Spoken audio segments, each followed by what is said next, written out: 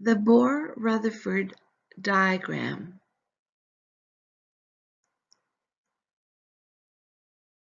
In this video, you will learn about Rutherford's and Bohr's model of the atom, how to create a Bohr-Rutherford diagram to illustrate the electron configuration of the atoms of the first 20 elements of the periodic table.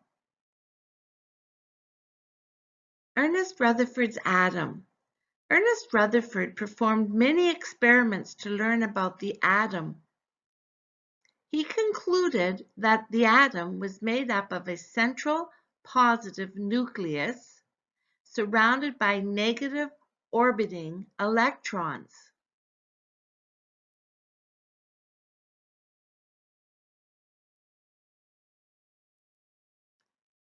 This model, however, did not explain how the electrons were arranged around the nucleus. Niels Bohr's atom.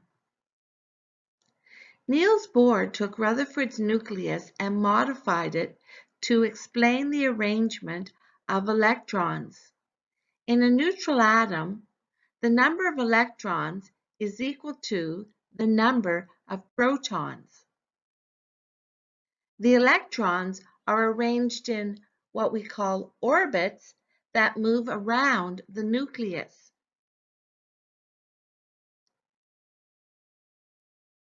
Electrons are then arranged in orbits.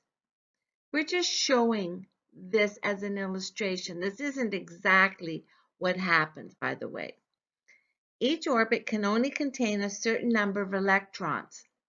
Each inner orbit is filled before the electrons are filled in the next orbit. So n equal 1 would represent one orbit, and it can contain at the most 2 electrons.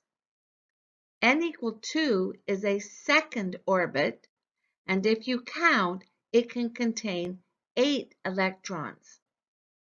Then the third orbit that's being represented is n equal to 3, and it can contain up to 8 electrons as well. Now, looking at elements. What scientists have been able to do is to find the basic elements and to position them on the periodic table. What makes up these atoms and what do they look like? What we'll do is we'll take a look at how these are arranged and what positions them where they're found. We're going to take a look at one element. Looking at the elements, we are going to use the sodium atom to illustrate how to draw a blank atom. We're going to start by drawing an inside nucleus with protons and neutrons, P for protons and for neutrons, and then we're going to have our orbitals around the outside of the nucleus. Now, once we've done that, we're going to analyze sodium as found on the periodic table. Now, up in the top left corner, it tells us that the atomic number for sodium is 11. The atomic number is the same as the number of protons. So this will tell us that there are 11 protons. The number also of 23 under the symbol for sodium, Na, you will find the atomic mass.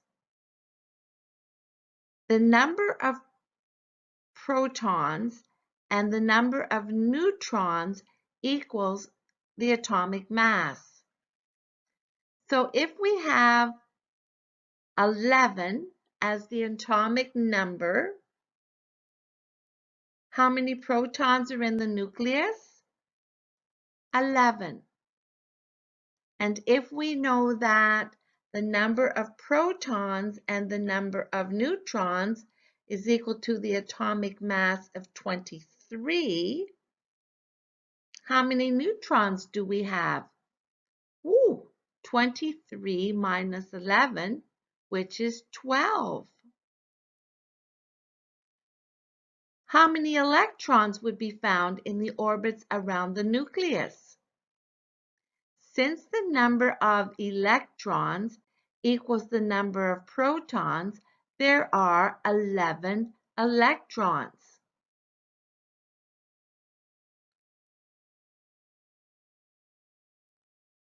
Positioning of the electrons. We have determined that we have 11 electrons. But how are they positioned around the nucleus? Let's take a closer look. Bohr concluded that the first orbit can contain 2 electrons. The second orbit can contain up to 8 electrons. And a third orbit can hold up to 8 electrons. So how does our diagram look for the positioning of the electrons? We will add 2 electrons into the first orbit. We will add 11 minus 2 leaves 9, but we can only put 8, so let's draw 8. 1, 2, 3, 4, 5, 6, 7, 8. Now we have 1 left, so we need to add a new orbit, the third orbit, and position 1. You now have 11 electrons positioned around the nucleus. Count them to be sure that we are correct.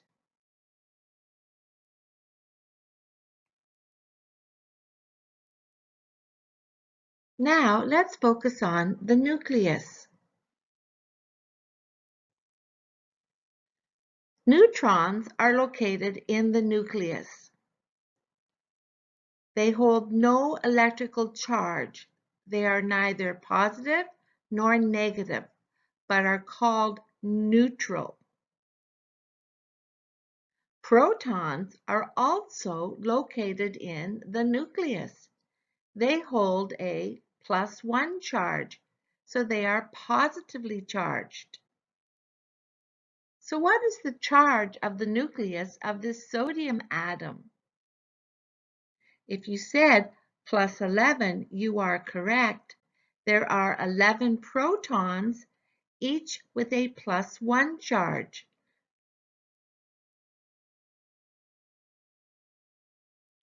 Now, let's focus on the electrons.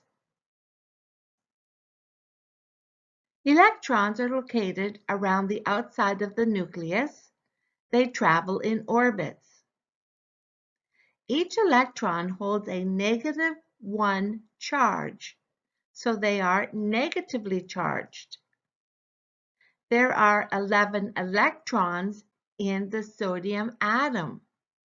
So what would be the overall charge of this sodium atom? If you said 0, you are correct. There are +11 protons and -11 electrons. +11 minus 11 is equal to 0.